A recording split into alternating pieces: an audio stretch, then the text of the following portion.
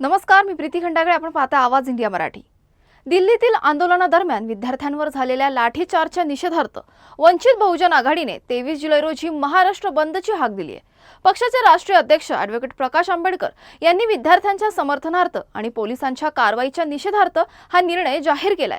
तसेच सर्व समविचारी पक्ष, विद्यार्थी आणि नागरिकांनी या बंदमध्ये सहभागी होण्याचं आवाहन त्यांनी केलं आहे. मी आपल्याला चित्र दाखवलं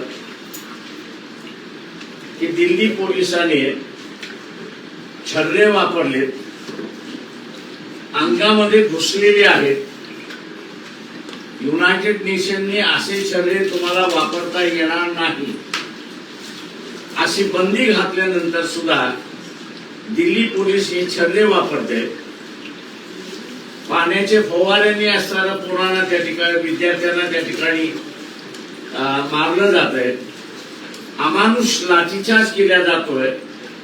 त्या लाठीचार्जच्या ह्याच्यावरनं एकंदरीत दिसतंय की जलियनवाला बागचा असणारा जनरल डायर हा पुन्हा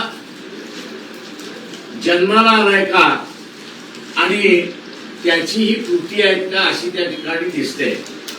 या पार्श्वभूमीवरती आम्ही असणाऱ्या काही संघटनांशी बोललो आणि काही संघटनांशी बोलून यापुढे असा लाठीचार्ज होणार नाही आणि विद्यार्थ्यांवरती लाठीचार्ज केला जाणार नाही. झालेला लाठीचार्ज आहे त्याच्या असणारा विरोधात आहोत.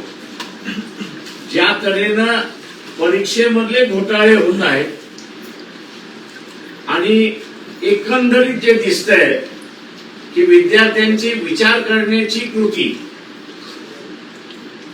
आणि निर्णयाला येण्याची कृती ही शिक्षणाच्या माध्यमातून, परीक्षेच्या माध्यमातून होते, तिलाच कुठेतरी कृतीत घालण्याचा असताना कामकाज त्या ठिकाणी चाललंय.